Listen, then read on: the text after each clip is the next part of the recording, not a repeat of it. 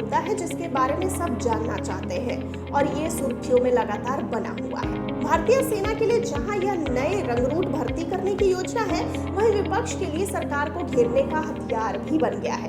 इस बीच अग्निवीर और पहले से चली आ रही शॉर्ट सर्विस कमीशन के बीच जमकर तुलना हो रही है और इसकी तुलना रोचक भी होती चली जा रही है। तो चलिए हम और आप समझते हैं इन दोनों के बारे में। सबसे पहले जानते हैं अग्निवीरों को कितनी सैलरी मिलती है। तो आपको बता दें कि अग्निवीर योजना के तहत जिन 25% युवाओं को 4 साल बाद परमानेंट कमीशन दिया जाता है, उनकी सर्विस कुल 15 वर्ष की होगी, जबकि 4 साल की सेवा के बाद जिन अग्निवीरों को परमानेंट कमीशन नहीं मिलेगा, उन्हें रिटायरमेंट फंड के तौर पर एक मुश्त 11,72,160 रुपए दिए जाएंगे।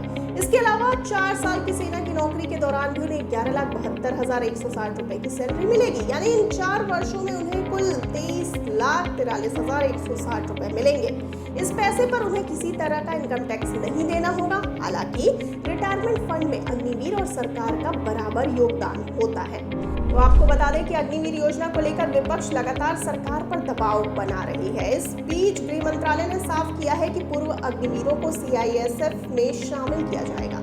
सीआईएसएफ महानिदेशक का कहना है कि उन्हें कांस्टेबल के पदों पर 10% रिजर्वेशन, उम्र और फिजिकल परीक्षा में भी छूट दी जाएगी। सीआईएसएफ के अलावा बीएसएफ और सीआरपीएफ का भी कहना है कि केंद्रीय गृह मंत्रालय के निर्णय के अनुसार वो 10% पद पूर्व अग्निवीरों के लिए रिजर्व रखेंगे।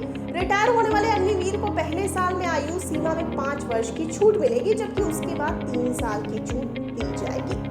अब जान लेते हैं कि शॉर्ट सर्विस में कितने वर्ष की सेवा है। तो आपको बता दें कि शॉर्ट सर्विस कमीशन के तहत युवाओं को सेना में 10 वर्ष का कमीशन दिया जाता है। 10 साल बाद कुछ सैनिकों को परमानेंट कमीशन के लिए चुना जाता है, जबकि बाकी रिटायर हो सकते हैं। जिन सैनिकों को परमानेंट कमीशन के लिए नहीं चुना जाता, उनके पास 4 साल का एक्सटेंशन लेने का विकल्प होता है। हालांकि इस दौरान वो कभी भी स्वैच्छिक रिटायरमेंट ले सकते हैं। शॉर्ट सर्विस कमीशन से रिटायर होने वाले अधिकारियों को कई सरकारी नौकरियों में भी पूर्व सैनिकों को अवसर दिया जाता है। इसके अलावा प्राइवेट सेक्टर में उनके लिए सिक्योरिटी ऑफिसर सहित कई क्षेत्रों में अवसर होते हैं।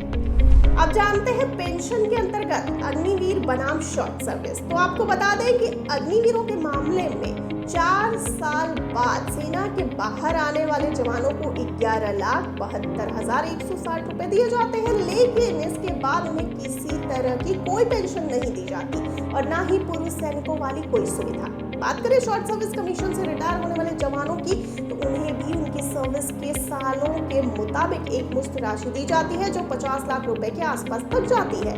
इसके अलावा पेंशन का प्रावधान उनके लिए भी नहीं है।